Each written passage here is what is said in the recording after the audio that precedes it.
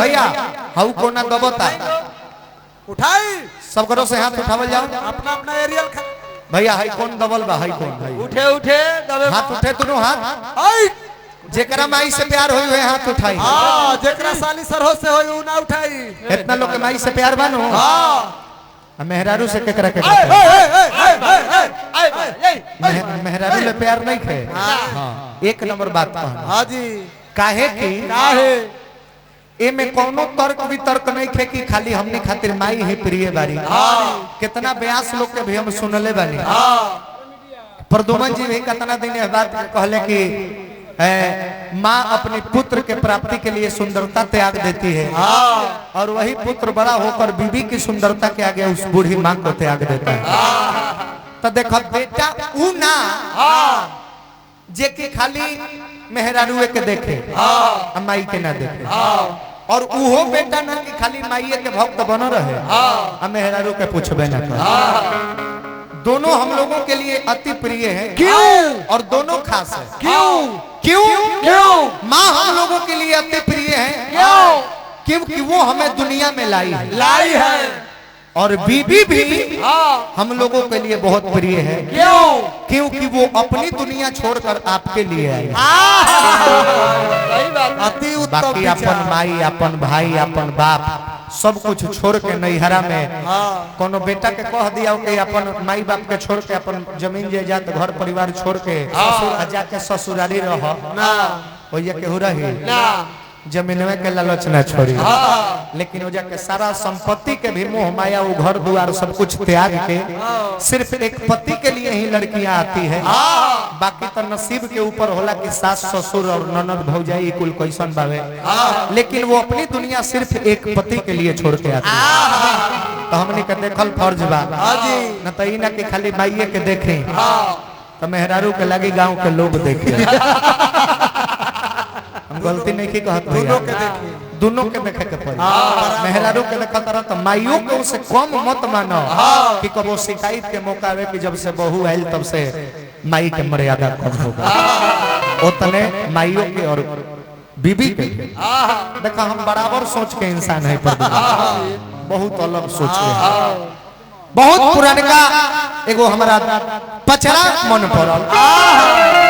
कैसे कैसे हो ध्यान से सुनिए प्रदुमन तब बुझाई ध्यान से सुनिए। अरे कवने माँ से नीमिया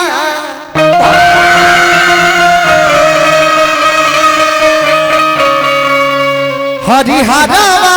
भैली रे सेवा का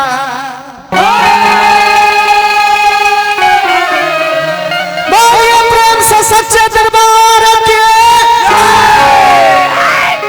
अरे तो कवने माँ से नीमिया हरिहरवा भैली रे सेवा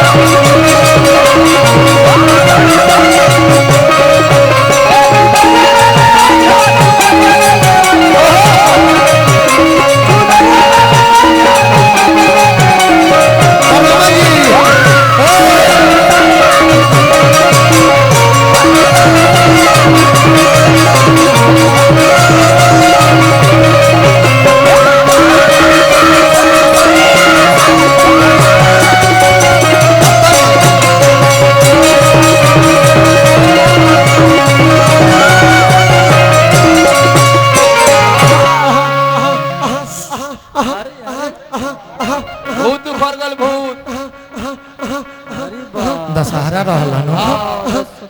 एनिए कोनो आसपास के बुझाता है चेवरा में के चेवरा में नहीं चमरवा में के कोनो के रहत नहीं माई से हमरा के संपर्क बनावे हे माई माई कहां बारू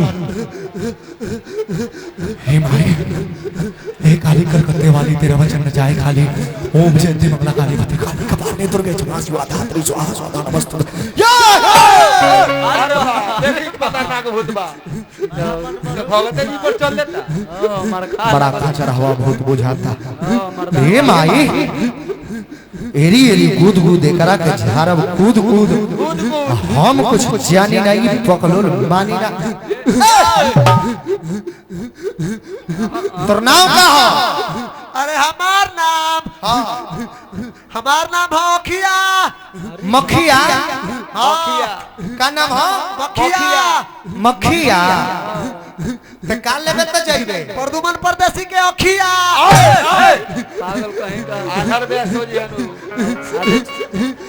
चश्मा पहनले रहो कब आंख मरा जाई कोनो ठीक नहीं है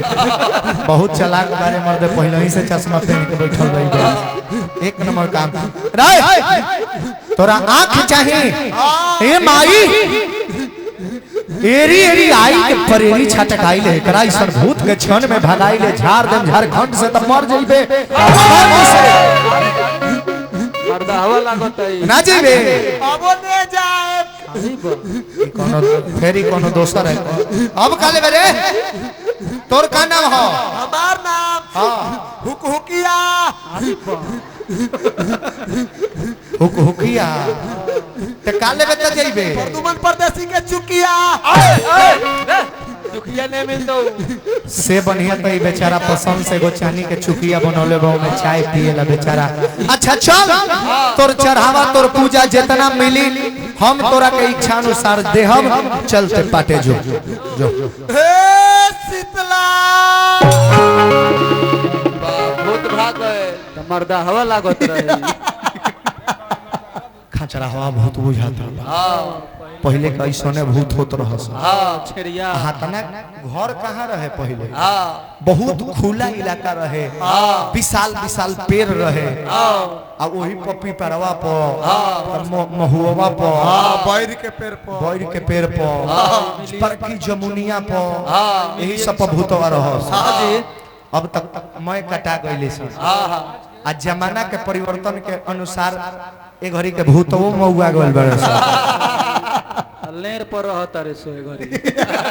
जनतनी काहे कहनी पहले के भूत मर्दा होत रहे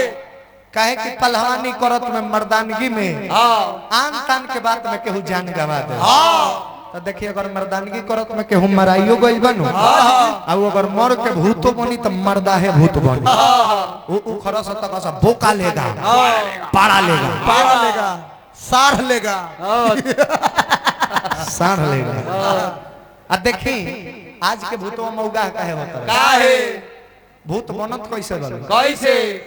एगो हाथ में बाइक के स्लेटर धर के रास्ता में चल ले लोग दूसर का हाथ में कान पर फोन सटा के हेलो डार्लिंग क्या कर रही हो थोड़ा साइड में हट के वीडियो कॉल करो ना तले जाए कि पीछे से ट्रक वाला मरले बाहर पीपी साइड में धक ठेल दे वाला का पानी फेंक के खर तो मान ली कि मौगाई करत में मरल बा तो मरद भूत बनी मौगाहे भूत बनत रस आ ऊ जब उपट जत रस न ओझो जी लोग के लागत रस पानी पिया के रख देता रस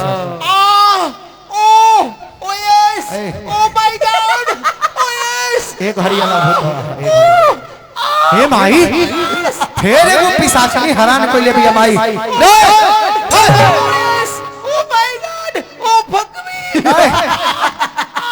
तोर नाम का हो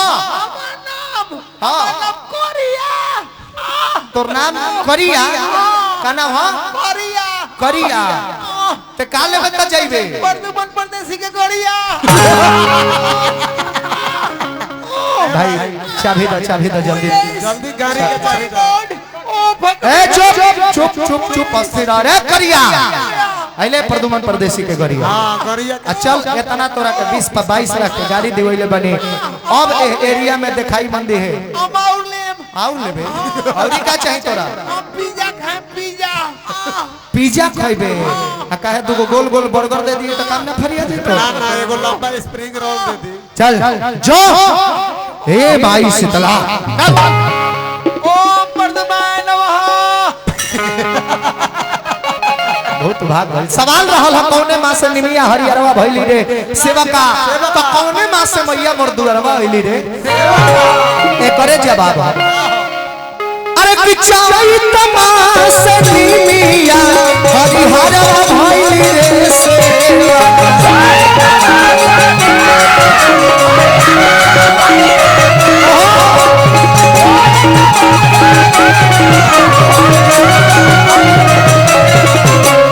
चढ़ते कुआरवा मैया दुआरवा आइली रे सेवका